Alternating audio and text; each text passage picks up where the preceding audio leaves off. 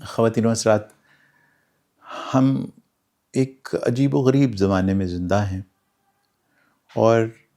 میں، آپ، دنیا کا ہر فرد آج چاہے یا نہ چاہے اس کی زندگی میں ہر وقت وہ خبریں جو ایران کے اوپر مسلسل بمباری اور جنگ کے حوالے سے اس تک پہنچ رہی ہیں، وہ اس سے متاثر ہو رہا ہے۔ بالکل سامنے ہمارے حق اور باطل، خیر اور شر، حسن اور بدصورتی کے درمیان ایک سرحد کھنچ چکی ہے۔ ہم سب اس صورتحال میں کہاں کھڑے ہیں، یہ تو خیر آپ سب جانتے ہی ہیں، اور شاید کوئی بھی ذی شعور، ذی نفس، کوئی بھی ایسا انسان جس کے اندر ضمیر کی آواز ابھی تک زندہ ہے، وہ اس سرحد، اس لائن کے اس طرف ہی کھڑا ہے۔ لیکن میری آج کی گفتگو کا مقصد کوئی سیاسی بات کرنا نہیں، اس جنگ کے حوالے سے بھی میں کچھ نہیں جانتا، اس لیے میں کیا کہوں۔ بس مجھے یہ معلوم ہے کہ میں حق کے ساتھ کھڑا ہوں، خیر کے ساتھ ہوں، شر سے دور ہوں، اور ان کے ساتھ کھڑا ہوں جو حسن والے ہیں، حسن والوں کے ماننے والے اور چاہنے والے ہیں۔ آپ سے بات کرنے کا مقصد اس موضوع پر یہ ہے کہ بالکل ایسی ہی ایک لائن ہر وقت ہمارے اندر بھی کھینچی رہتی ہے۔ یوں کہہ لیجئے کہ میرے اور آپ کے اندر، اور میرے اندر تو یقیناً، ہر وقت وہ حصہ بھی زندہ ہے جو میرے اندر کا اسرائیل ہے،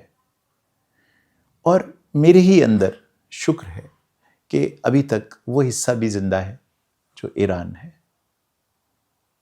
دیکھنا یہ ہے کہ کیا اس ایک سرحد پر جو میرے اندر، اس ایک لائن پر جو میرے اندر کھینچی ہے، میں کہاں کھڑا ہوں اپنے عمل کے ذریعے۔ کہیں ایسا تو نہیں کہ جب تک تو بات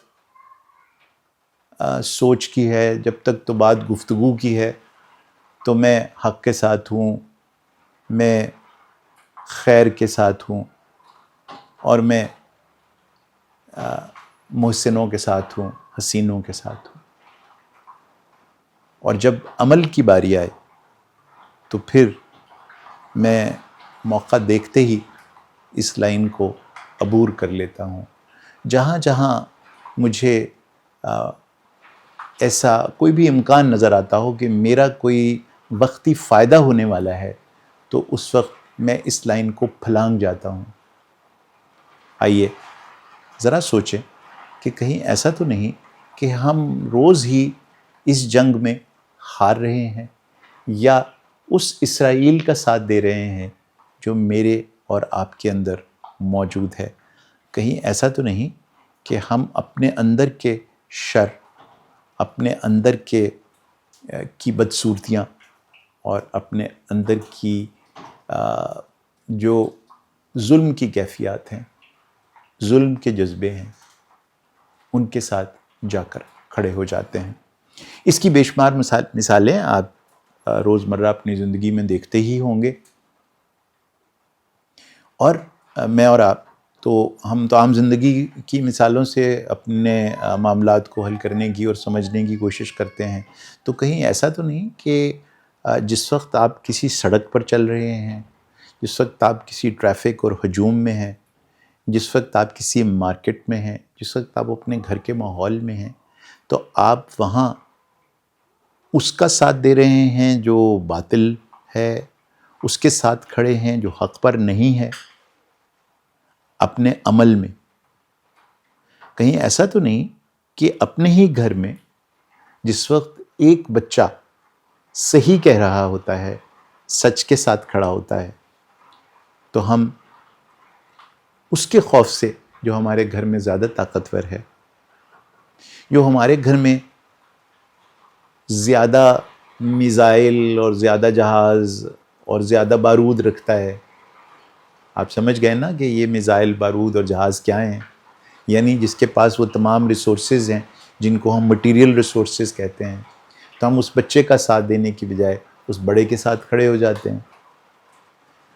کبھی کبھی تو ایسا بھی ہوتا ہے کہ خود آپ کے گھر میں آپ کا ملازم ٹھیک کہہ رہا ہوتا ہے، وہ حقیقت کی بات کر رہا ہوتا ہے، اور آپ اپنی ہی بیگم کے ڈر سے یہ نہیں کہہ پاتے